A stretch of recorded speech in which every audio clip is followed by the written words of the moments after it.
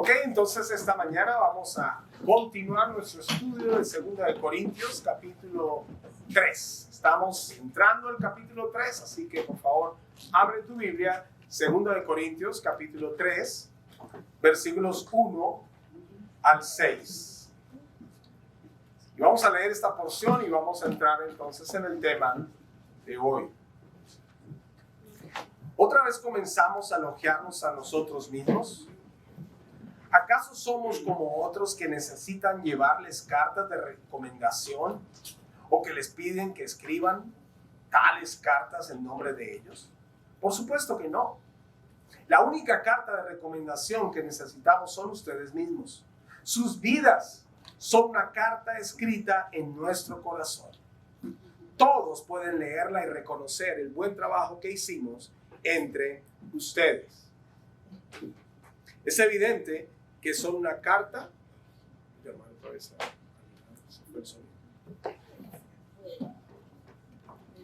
Es evidente que son una carta de Cristo que muestra el resultado de nuestro ministerio entre ustedes.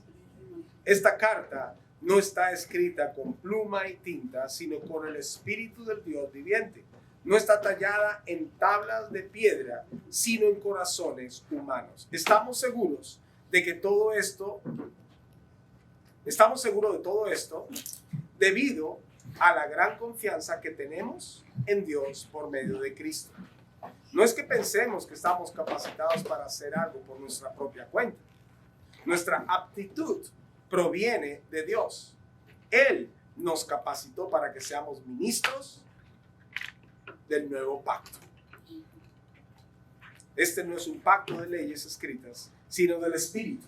El antiguo pacto escrito termina en muerte, pero de acuerdo con el nuevo pacto, el Espíritu da vida.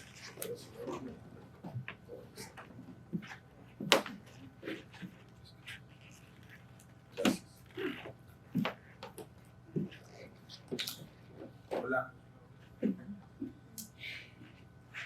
Es que estamos grabando las prédicas, entonces necesitamos. Después pondremos solo el texto y cortaremos esta parte. Pero bueno, ¿ya estamos? ¿Ya? Pero es por este, ¿no? Sonido 3, 4, sí, ya estamos.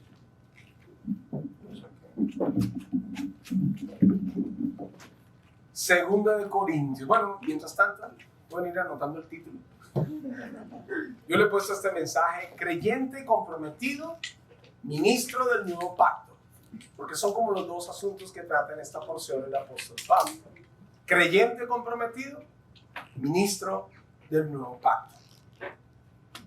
Y el punto está en responder, digamos, estas dos preguntas. Primero, ¿quién es un creyente comprometido?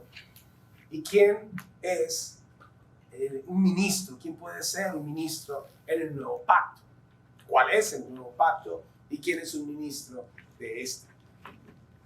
Entonces, pues son los dos conceptos que manejamos hoy y que espero podamos llevar a la praxis, porque de eso se trata siempre en la vida espiritual.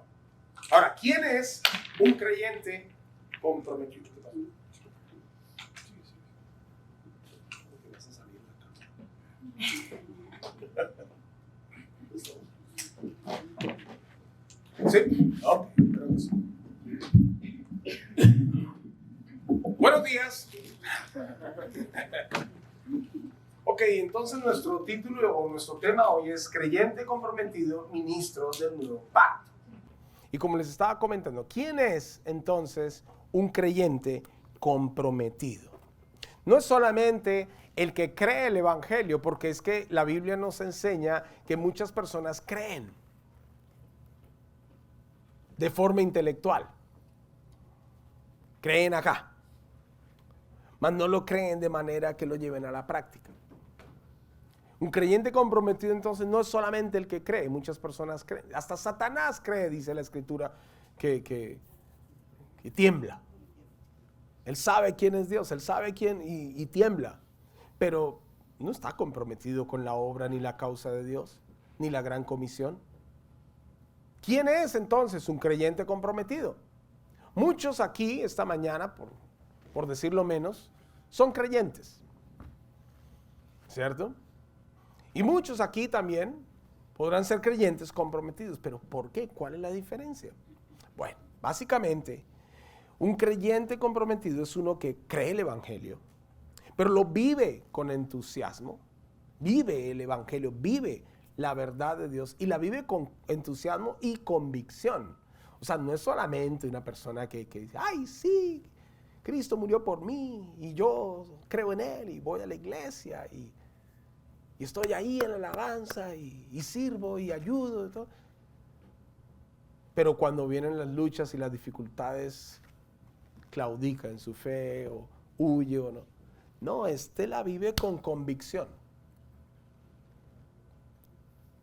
Un creyente comprometido cree el evangelio, lo vive con entusiasmo y convicción.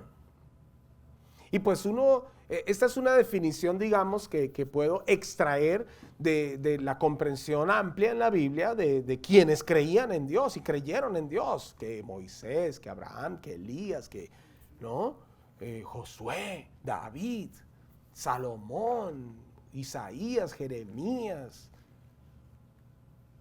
todos los profetas, todos los que pagaron un precio altísimo por traernos la palabra de Dios y en su momento ser usados por Dios, ¿verdad? Para ayudar a su generación en su momento, en su tiempo, a conocer de Dios. O sea, esta gente creía en Dios. Pedro, Pablo, o sea, Felipe, Juan, o sea, en el Nuevo Testamento, un montón de gente. Creían, lo vivían con entusiasmo porque su vida inspiraba y transmitía esta alegría, este entusiasmo, esta seguridad. No obstante, tenían dificultades y problemas. Y vivían con convicción. Aún los persiguieron. Algunos de ellos los martirizaron y no claudicaron en su fe. Esos son creyentes comprometidos. Y el apóstol Pablo está hablando a la iglesia en Corinto, donde habían muchos de estos creyentes comprometidos. Gente que creía de corazón, con entusiasmo, alegría, con fe, con convicción. Y como ya hemos hablado varias veces en esta segunda carta a los Corintios, él está presentando una defensa amplia de su ministerio porque pues estaba siendo cuestionado por una y mil razones. Pero él está hablando como creyente comprometido y modelando a una iglesia que también tenía gente comprometida. Hay que decir lo siguiente hablando de este compromiso. No hay compromiso sin lucha. Piénsalo. O sea, cualquier causa, cualquier asunto con el cual tú te comprometas, ahí va a haber lucha. Los que están casados saben a qué me refiero. Hay luchas en el matrimonio y el compromiso que conlleva la unión marital, pues conlleva lucha también. Pero así nuestra relación con Dios también. Si ha de ser una relación comprometida, va a haber lucha por ese compromiso. La Biblia nos enseña que la lucha no es contra sangre ni carne. En Efesios 6, ¿recuerdan eso? Es contra principados, contra huestes espirituales de maldad. No es con las personas, es con lo que los mueve espiritualmente. Hay lucha. Si eres un cristiano comprometido, vas a tener lucha. Vas a tener que luchar contra todo aquello que te quiere apartar de tu fe y convicción en Dios. Y el otro concepto que manejamos en este pasaje es el nuevo pacto. O sea, ¿cuál es ese nuevo pacto? Y pues ministros de ese pacto. O sea, primero, ¿cuál es el nuevo pacto? El nuevo pacto es en Cristo. Es ese que no tiene nada que ver ya con reglas y mandamientos y con ritos, sino que tiene que ver con creer y confiar en lo que Jesús hizo por nosotros en la cruz y en la resurrección de entre los muertos. Creer que lo que Él hizo allí es suficiente para mi salvación eterna. En el antiguo pacto, basado en la ley, es decir, el antiguo pacto era la ley de Moisés, Pues este se basaba en obedecer mandamientos y reglas, cumplir con rituales y con ciertos protocolos, ¿verdad? Con la esperanza de ver la salvación del Mesías. Ojo, se basaba en creer en Dios también. La ley no se basaba en creer en sí mismos, o creer en la Pachamama, o creer en el cielo y en los astros. O sea, no. La ley de Moisés también se basaba en creer en Dios y confiarle a Él, pero por tanto yo obedecería todos sus mandamientos y sus reglas y sus ceremonias en la esperanza de la redención del Mesías. Y aquel entonces que se acogía al pacto de la ley, al antiguo pacto, se sometía a todas las reglas. De ahí los fariseos y los judíos tan estrictos, ¿no? en su liturgia, ¿no? Y tan celosos de cumplir, y de, no se lavó las manos, uy, que el día de reposo, uy, que esto, que lo, uy, que... O sea, muy celosos de cumplir cada detalle de esa ley, porque su fe en Dios, su creencia en Dios en ese momento, su confianza en Él, los llevaría a obedecer esto con la esperanza de ver el cumplimiento de todas esas promesas hechas por Él. Y usted sabe lo que pasó en el tiempo, en el devenir de los años y los siglos, pues esta ley la pervirtieron y la hicieron pues una religión hueca, vacía, llena de rituales, ceremonias y posturas huecas que no tenían mayor valor y sentido. Y fue para el tiempo que vino Jesús, cuando Él enmendó esto y dije, hey, ustedes oyeron que se les dijo tal y tal cosa, pero yo les digo tal y tal otra. En Mateo usted puede leer esa dinámica que hubo. Esa era la ley y ese era el antiguo pacto. El nuevo pacto es en Cristo.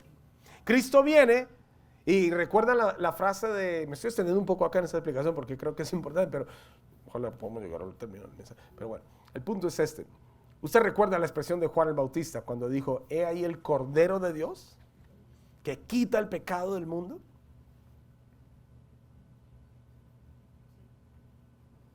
Porque Jesús estaba cumpliendo la ley. Y Dios mismo estaba presentando su Cordero para el sacrificio perfecto, sin mancha, ni pecado. Recuerda que la ley del Antiguo Testamento ordenaba que la gente preparara el sacrificio y el ternerito o el cabrito o el cordero que iba a ser sacrificado tenía que ser perfecto.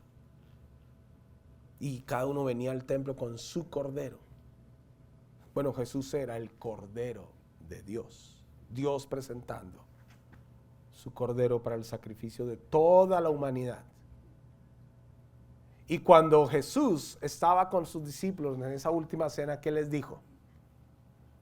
Coman este pan y beban esta copa, porque ese es el nuevo pacto de Dios con la humanidad. ¿Recuerdan ese momento? Ese pacto es en mi sangre que será derramada por todos los pecados de la humanidad. La gente entendía la figura, mas nunca habían visto una crucifixión de tal magnitud, pero entendían la figura que sangre tenía que ser derramada para expiar los pecados. Bueno, el Cordero de Dios derramaría toda su sangre para perdonar los pecados de toda la humanidad. Y dice la Escritura que todo aquel que crea en Él será salvo. Que confíe en Él, porque en Él es que está escrito, dicho, plasmado y proclamado el nuevo pacto. El pacto por el cual toda la humanidad tiene la oportunidad de salvarse de la muerte eterna en el infierno e ir a la vida eterna en el cielo. Y por eso mismo, el mismo Jesús lo proclamó y dijo, yo soy el camino, la verdad y la vida, y nadie viene al Padre si no es por mí. Y un montón de textos en el Nuevo Testamento que usted sabe y que hemos hablado 1000 veces acá y seguiremos hablando hasta que Cristo venga, de lo que es Él, el nuevo pacto, Jesús, Cristo. Pero déjeme leerle un texto en Gálatas capítulo 3 y acompáñenme si tienen su Biblia ahí a la mano, espero que la tenga. Gálatas capítulo 3, versos 23 al 29. Mira la explicación que nos da el apóstol Pablo, o que le daba el apóstol Pablo a la iglesia en Galacia, a los Gálatas, acerca de esta diferencia entre el antiguo y el nuevo pacto.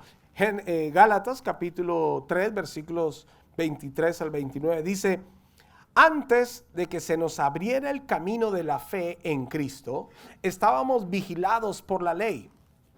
Nos mantuvo en custodia protectora, por así decirlo, hasta que fuera revelado el camino de la fe. Dicho de otra manera, la ley fue nuestra tutora hasta que vino Cristo. Nos protegió hasta que nos declarara justos ante Dios por medio de la fe. Y ahora que ha llegado el camino de la fe, ya no necesitamos de la ley, que la ley sea nuestra tutora. Pues todos ustedes son hijos de Dios por la fe en Cristo Jesús. Y todos los que fueron unidos a Cristo en el bautismo se han puesto a Cristo como si se pusieran ropa nueva. Ya no hay judío ni gentil, esclavo ni libre, hombre ni mujer, porque todos ustedes son uno en Cristo Jesús. Y ahora que pertenecen a Cristo, son verdaderos hijos de Abraham. Son herederos y la promesa de Dios a Abraham les pertenece a ustedes. Animo a todos a leer con mayor calma y profundidad todo el capítulo 3 de Gálatas. Léalo y deténgase a pensar y a meditar un poco en Gálatas 3. Porque Gálatas 3, el apóstol Pablo explica claramente el sentido y la diferencia entre el antiguo y el nuevo pacto. La ley y ahora en Cristo. Tómese el tiempo, por favor. Hágase el favor de leer Gálatas 3 y meditar en él en estos próximos días. Pero aquí está. La ley y el antiguo pacto era como nuestra tutora mientras venía el Mesías para cumplir y sellar la redención, el nuevo pacto. Pero ahora hay más. Ese nuevo pacto nosotros lo acatamos por la fe en Cristo, al creer el evangelio, al creer lo que Él hizo por nosotros. Y entonces ya no necesitamos obedecer nada. ¿Amén? El problema cuando dicen amén a todo lo que, solo porque el predicador les invitó a decir amén, todos dicen amén, sí, amén, amén, amén, amén, ¿qué? Amén, ah, sí, amén, amén. No, sí hay cosas que obedecer.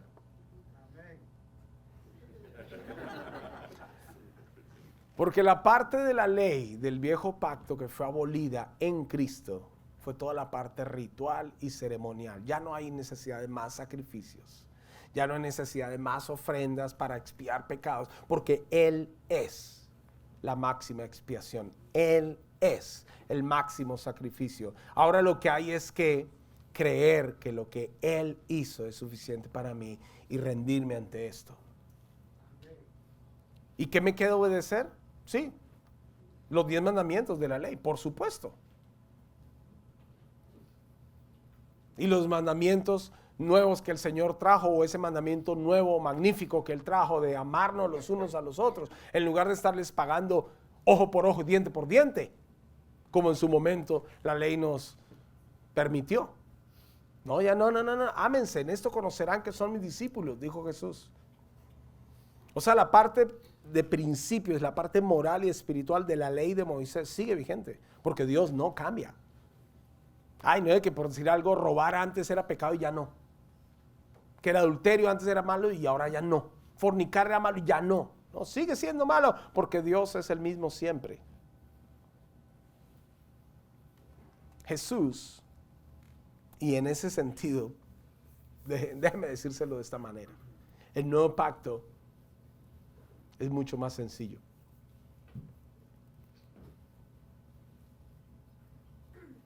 Porque consiste en que creas y confíes en lo que Él hizo por ti. Ya no se trata de lo que tú hagas.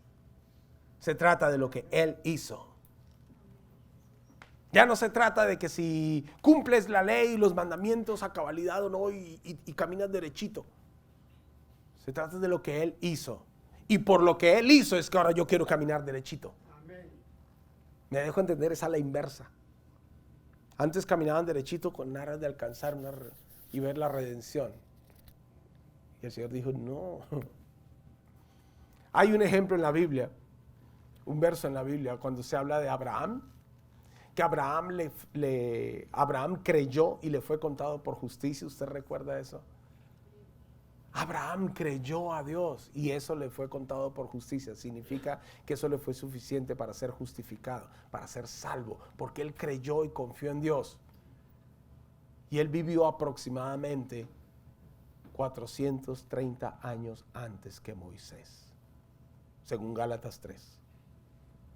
Antes de la ley, antes que viniese el nuevo pacto, Abraham ya creía en Dios. Siempre se ha tratado de creer en Él. Siempre. No es de que Dios cambió las reglas del juego. No, siempre se ha tratado de creer y confiar en Dios. El problema es que no siempre han habido creyentes comprometidos. Por eso tan importante que tu fe en Cristo y tu creer en Cristo y tu llamarte a ti mismo creyente sea con compromiso, no obstante la lucha. ¿Me dejo entender? No es suficiente creer. Es necesario el compromiso con Cristo. El apóstol Pablo en Gálatas 2:20 lo quiso expresar de esta forma también. Recuerda en Gálatas 2:20, con Cristo estoy juntamente crucificado. Ya no vivo yo. Vive Cristo en mí. Y lo que ahora vivo en la carne, lo vivo en la fe del Hijo de Dios que me amó y se entregó por mí. Y dicho en palabras de 2023, Gálatas 2:20 es una invitación a ser un creyente comprometido. Que lo que ahora vives en la carne lo vivas con una perspectiva espiritual de tu vida. Lo que ahora vives en la carne lo vivas en la fe del Hijo de Dios que te amó y se entregó por ti. Que no vivas tu vida simplemente guiado por si te nace o no te nace, guiado por tus emociones. A ver cómo amanezco hoy. A ver mañana lunes, ¿qué me deparará el lunes? Sin ninguna convicción ni determinación de vivir para Dios. Nada que ver. Vive con convicción, vive con determinación. Eso es ser un creyente comprometido. Y ahora, ante un nuevo pacto como el que el Señor aquí nos trae, nos ofrece, nos invita a esto, a ser ministros del nuevo pacto. El apóstol Pablo dijo en los versículos 1 al 3,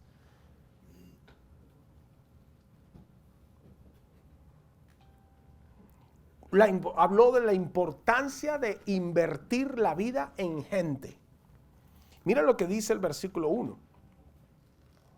Otra vez comenzamos a elogiarnos a nosotros mismos. ¿Acaso somos como otros que necesitan llevarles cartas de recomendación o que les pidan que se escriban tales cartas en nombre de ellos? Por supuesto que no.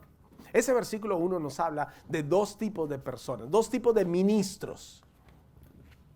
Ojo, tal vez de pronto por nosotros ser creyentes, estamos en la iglesia, algunos entiendan la palabra ministro y otros digan ¿qué es eso?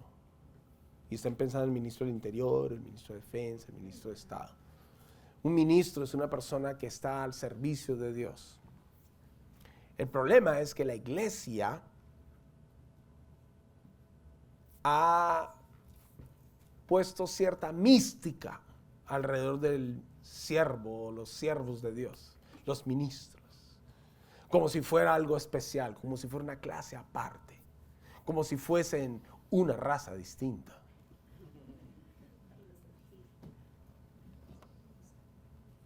Y nada que ver.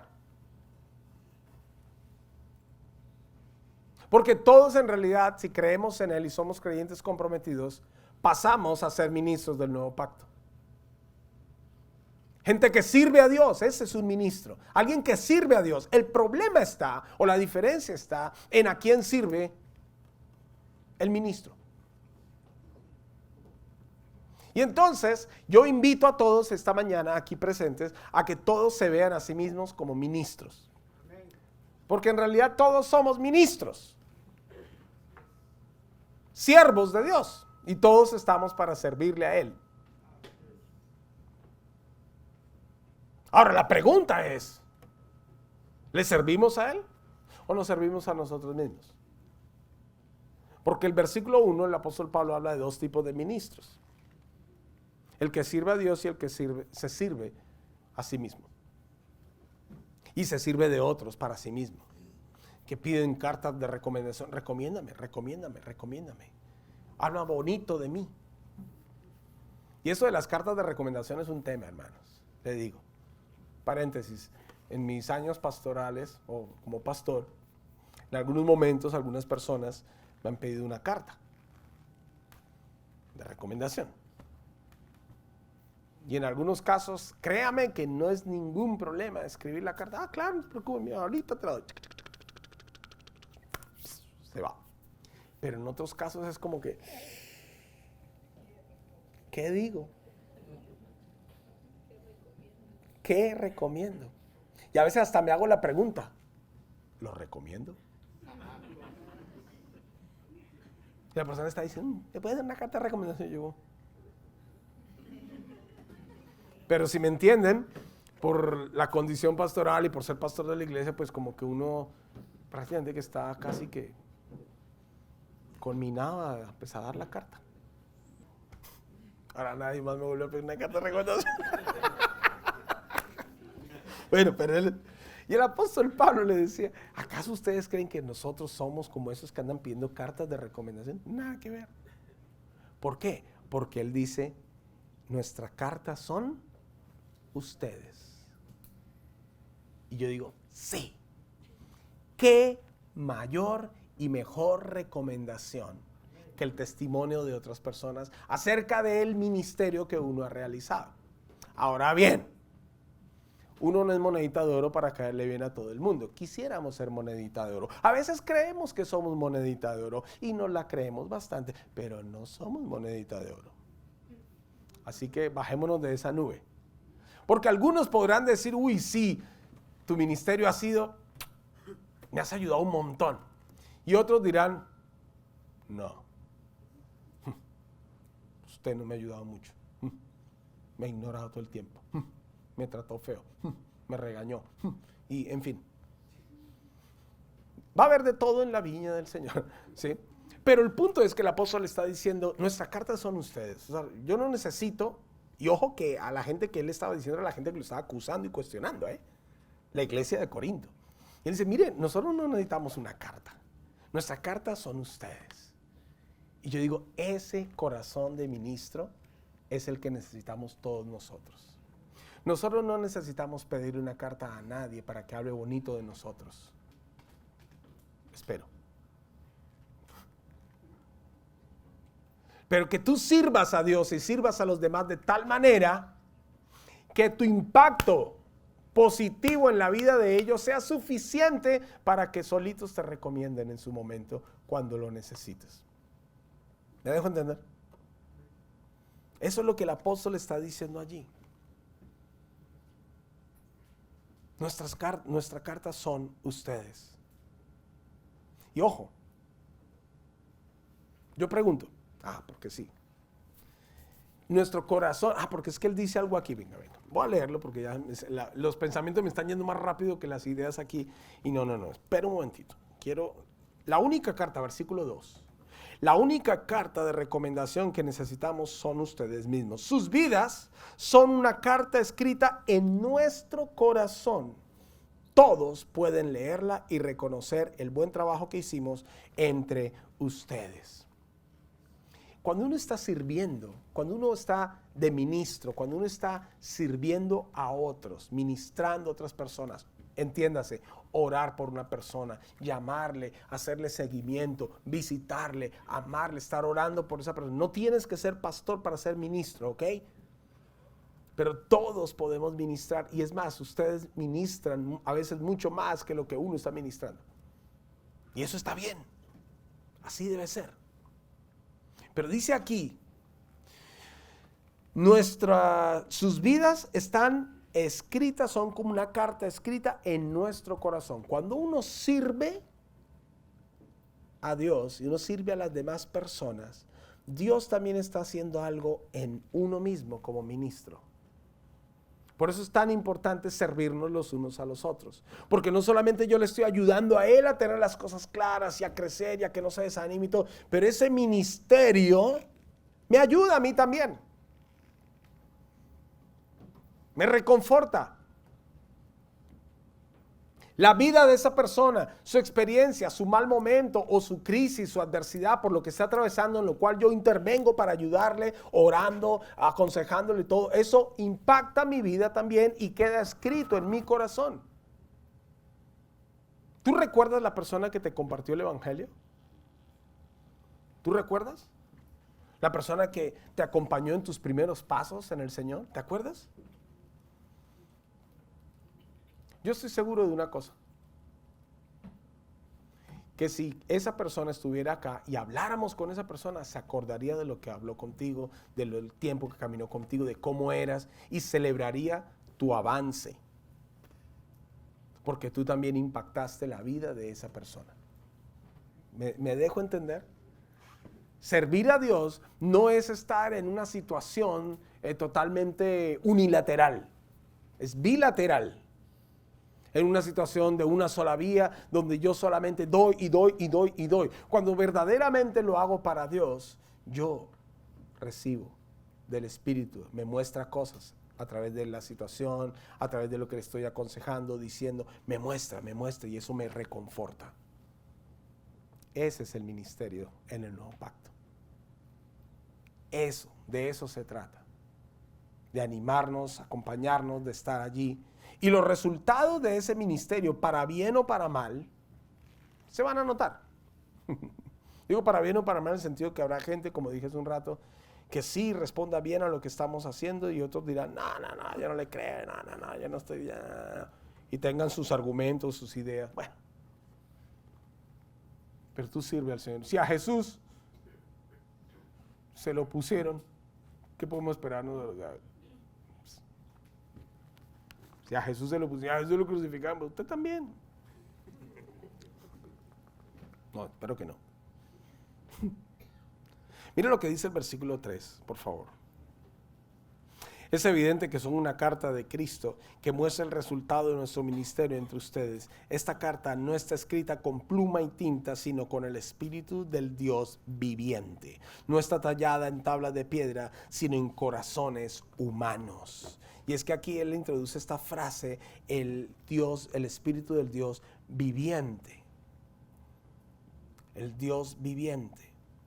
Y es que eso se refiere a la vida que Dios mismo es, tiene y transmite, pero también el Dios viviente se refiere al Espíritu, al mismo Dios que permanece por siempre y para siempre. O sea, Dios no ha cambiado.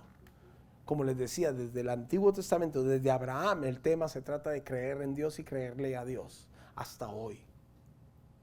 No obstante la ley, los siglos, los profetas, los tiempos que vinieron, Jesús, la crucifixión, hoy sigue siendo igual. ¿Le crees o no le crees? ¿Qué vas a hacer con lo que crees? La invitación hoy ya no es a ver, ¿cómo digo esto? Porque en realidad nunca la invitación fue a morir, pero muchas veces la idea de ser creyente, de vivir para Dios y todo, era inmolarse, sacrificarse, privarse de cosas.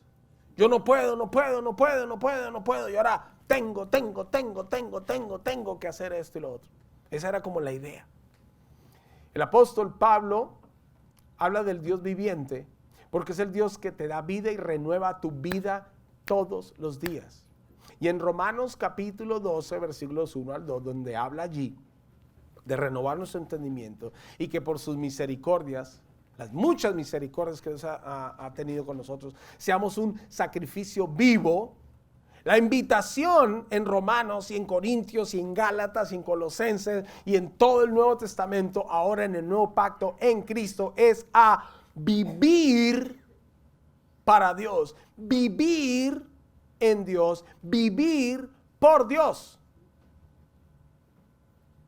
Nada que ver ese sentido de inmolarse, nada que ver con, pobrecito yo. Ese no es el ánimo ni el corazón que Dios quiere que tú tengas, no obstante la adversidad.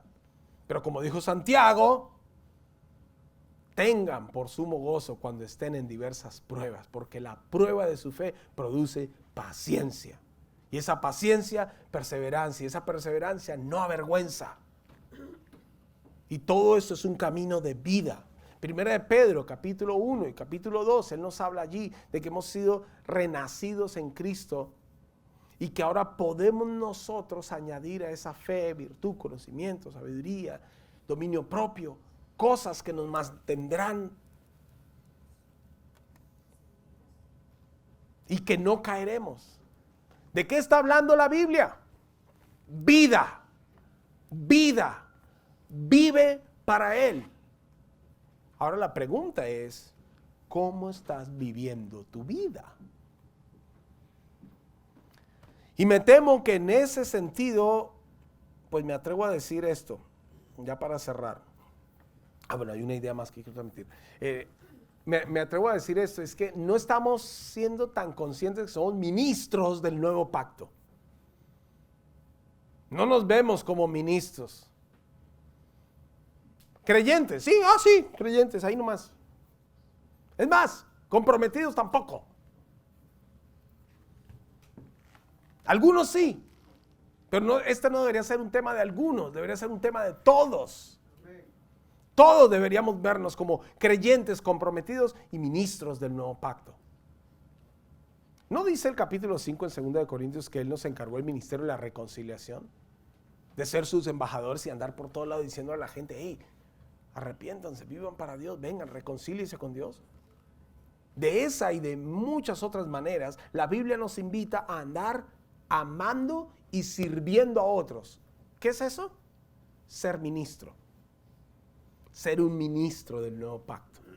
Trata de amar y de servir, servir y amar y servir, servir y amar a otros. De eso se trata la vida ahora en Cristo. Pero me temo que no lo estamos haciendo así, sino que andamos muy ensimismados.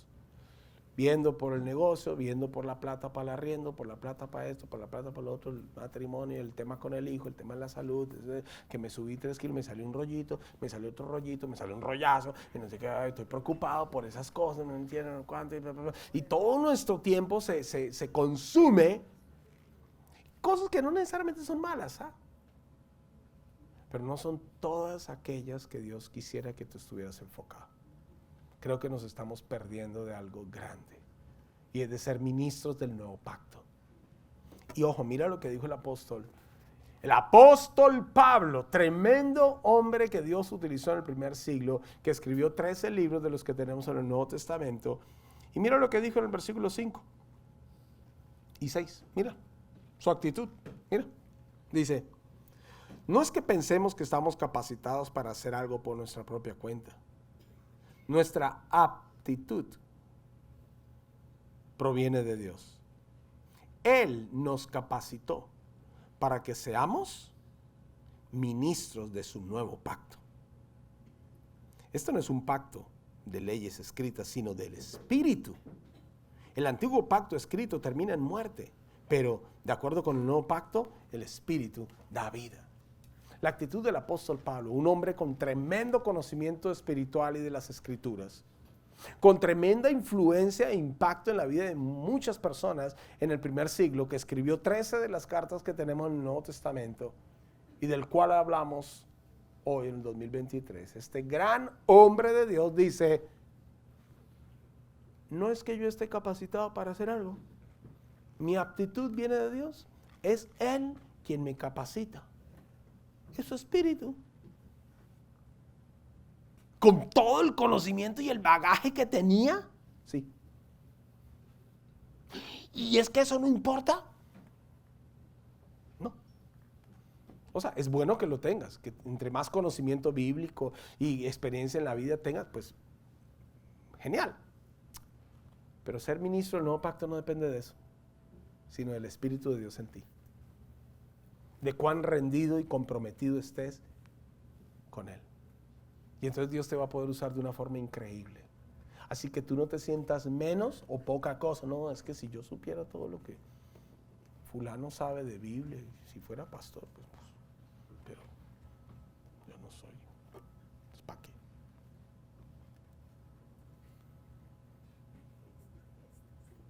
No pienses así. Tú eres ministro o ministra del nuevo pacto. Ahora, si quieres, yo tampoco te voy a obligar. ¿Qué tú eres? Que ya no quiero. ¿Qué tú eres? Eso tal vez era así en tu casa, pero con Dios no. Dios no te va a obligar. Pero lo que sí te voy a decir yo, con mucho cariño, respeto y amor, te la vas a perder. Te vas a perder oportunidades de crecimiento, de ser reconfortado, animado, viendo cómo Dios te usa para hablar a otro y eso ¡blum!, redunda en gozo para ti. Eso te lo vas a perder. Eso no te lo da la universidad, no te lo da la mejor empresa, ni el mejor sueldo, no te lo da nadie.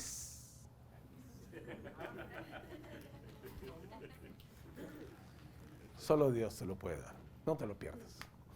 Te animo entonces a ser un creyente comprometido, uno que vive la fe en el Evangelio con entusiasmo y convicción, y un ministro del nuevo pacto, uno que entiende que ya no hay que hacer tanta cosa, sino confiar en lo que Él hizo y vivirlo, amando y sirviendo a los demás. Y si tú te colocas en esa disposición, en esa actitud, mira, Dios va a hacer cosas en ti y a través tuyo, o a través de ti, que ni aún puedes imaginar. Eso sí, te lo garantizo. Vamos a orar.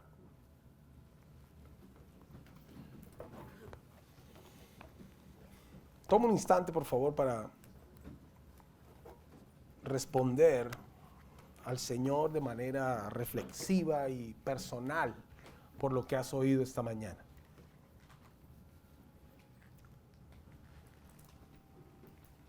Quizá quieras hablar con el Señor un instante acerca de cuán comprometida estás con Él, o cuánto no.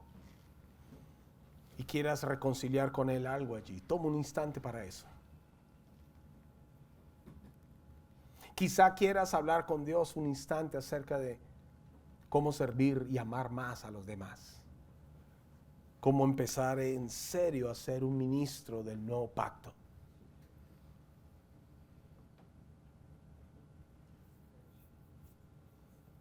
Toma un instante con Dios y respóndele.